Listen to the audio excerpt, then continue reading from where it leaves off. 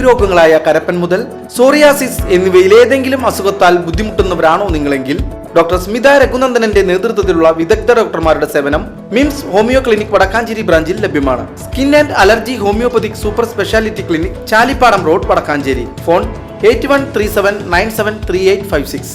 കടങ്ങോട് പാറപ്പുറത്ത് സ്വകാര്യ വ്യക്തിയുടെ പറമ്പിൽ നിന്ന് തലയോട്ടി കണ്ടെത്തി. എരുമപ്പെട്ടി പോലീസിന്റെ നേതൃത്വത്തിൽ അന്വേഷണം ആരംഭിച്ചു.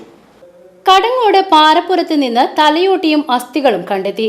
സ്വകാര്യ വ്യക്തിയുടെ പറമ്പിൽ നിന്നാണ് അവശിഷ്ടങ്ങൾ കണ്ടെത്തിയത്. 3 മാസങ്ങൾക്ക് മുൻപ് കാണാതായ പ്രദേശവാസിയായ കരുവാത്ത് വീട്ടിൽ 67 വയസ്സുള്ള കൃഷ്ണന്റെയാണ് തലയോട്ടിയും അസ്ഥികളുമെന്നാണ് നിഗമനം.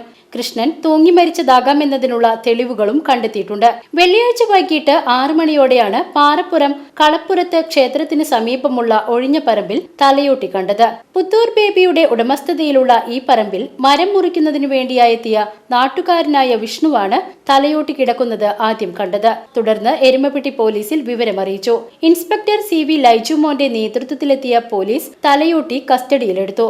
തുടർന്ന് ശനിയാഴ്ച രാവിലെ നടത്തിയ പരിശോധനയിലാണ് കൂടുതൽ അസ്ഥി കഷ്ണങ്ങൾ കണ്ടെത്തിയത്. മരം മുറിക്കുന്ന സമയത്ത് കയറി ചേട്ടൻ പോയപ്പോ കണ്ടതാണ്. അപ്പൊ എല്ലും കഷ്ണം, തലോട്ടി, പിന്നെ എല്ലിന്റെ കഷ്ണങ്ങൾ കണ്ടു. പിന്നെ അത് നോക്കിയപ്പോ കവറ് കിട്ടി. അതില് ബാങ്ക് പാസ്ബുക്കും ചില്ലറ പൈസ ഒക്കെ ഉണ്ടായിരുന്നു. മരം മുറിക്കാൻ വേണ്ടിയിട്ട് പറമ്പിൽ ചെന്ന് കഴിഞ്ഞപ്പോഴേ ഒരു തലയോട്ടിയും അതുപോലെ എല്ലിന്റെ കഷ്ണങ്ങളും കാര്യങ്ങളൊക്കെ കണ്ടു. അപ്പോൾ പറമ്പിൻ്റെ ഉടമസ്ഥനെ അറിയിച്ചതിന് ശേഷം പോലീസിൽ അറിയിച്ചു. അപ്പോൾ അവർ വന്നു കഴിഞ്ഞപ്പോൾ അവിടെ ഒരു ബാങ്ക് പാസ്ബുക്കും അതുപോലെ തന്നെ കുറച്ച് ചില്ലറ പൈസയും കൂടിയിട്ടൊരു കവറിൽ ഇരുന്നിരുന്നു. ഈ കൃഷ്ണൻ തന്നെയാണോ നമുക്ക് വ്യക്തമാണോ?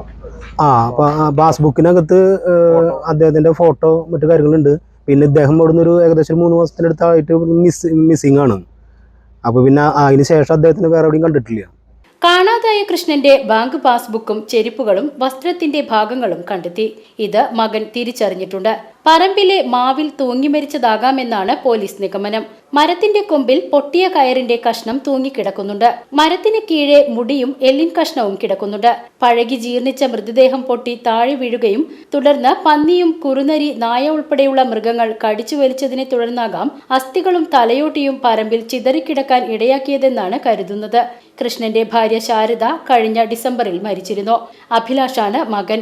കൃഷ്ണന് ഇവരെ കൂടാതെ പാലക്കാട് മറ്റൊരു ഭാര്യയും മക്കളുമുണ്ട്. ഇടയ്ക്ക് നാട് വിട്ടു പോകുന്ന സ്വഭാവക്കാരനാണ് കൃഷ്ണൻ. വർഷങ്ങൾ കഴിയുമ്പോഴാണ് തിരിച്ചു വരാറുള്ളത്. അതുകൊണ്ട് തന്നെ കാണാതായപ്പോൾ ഇത്തരത്തിൽ പോയതാകാമെന്നാണ് വീട്ടുകാർ ധരിച്ചത്. Scientific officer MS Shamna, finger print inspector KB Balakrishnan എന്നിവരുടെ നേതൃത്വത്തിൽ വിദഗ്ധ സംഘം പരിശോധന നടത്തി. News bureau, Erumapetty.